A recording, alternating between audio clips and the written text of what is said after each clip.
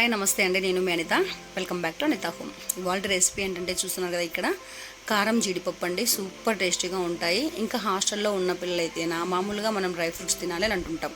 ఇలాగ ఉట్టిగా పంపించామంటేనా వద్దమ్మా బోరింగ్గా ఉన్నాయి, రొటీన్గా ఉన్నాయి, తినబుద్ధి కావడం లేదని అంటుంటారు. ఇలాగ కారం పెట్టి పంపించామంటేనా వదలకుండా తింటారు. సూపర్ టేస్టీగా ఉంటాయి. ఒకసారి ట్రై చేసి చూడండి. సరే, మళ్ళీ ప్రాసెస్లోకి వెళ్ళిపోదాం. నేనైతే ఇక్కడ ఒక ప్యాన్ పెట్టుకున్నాను స్టవ్ మీద. ఈ ప్యాన్లోకి 4 లేదా 5 స్పూన్ల నెయ్యి వేసుకోవాలి. ఇంకా నెయ్యి కాస్త వేడెక్కిన తర్వాత మనం ఎన్నైతే క్యాషెస్ తీసుకోవాలని అనుకుంటామో అవన్నీ కూడా ఒకసారిగా వేసేసుకోవాలి. వేసుకున్న తర్వాత సిమ్ టు మీడియంలోకి అడ్జస్ట్ చేసుకుంటూ ఇలాగ గోల్డ్ కలర్లోకి వచ్చేంత వరకు వేయించుకోవాలి. కలుపుతూనే ఉండలేదంటే మాడిపోతాయి. ఇలాగ వేయించుకున్న తర్వాత ఇంకా పూర్తి స్టవ్ ఆఫ్ చేసి ఇందులోకి కారానికి తగినంతగా మిర్చి పౌడర్ వేసుకోవాలి. దాని తర్వాత రుచికి సరిపడా సాల్ట్ వేసుకోవాలి. ఇలాగ సాల్ట్ వేసుకున్న తర్వాత ఇందులోకి 1 టేబుల్ స్పూన్ అంతా పెప్పర్ పౌడర్ వేసుకున్నామంటేనా సూపర్ టేస్టీగా ఉంటాయి. ఇంకా కొంతమంది అయితేనా ఈ పెప్పర్ పౌడర్ వేసుకోరు. వేసి చూడండి, సూపర్ టేస్టీగా ఉంటాయి.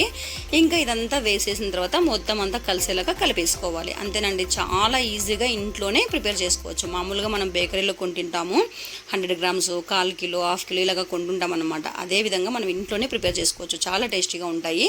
ఇలాగా కలిపేసిన తర్వాత ఇంకొక బాక్స్లోకి వేసుకొని పంపించేసేయడమే. సూపర్ టేస్టీగా ఉంటాయి. ఒకసారి ట్రై చేసి చూడండి మరి.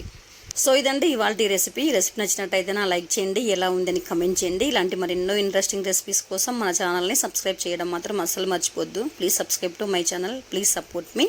Thank you for watching.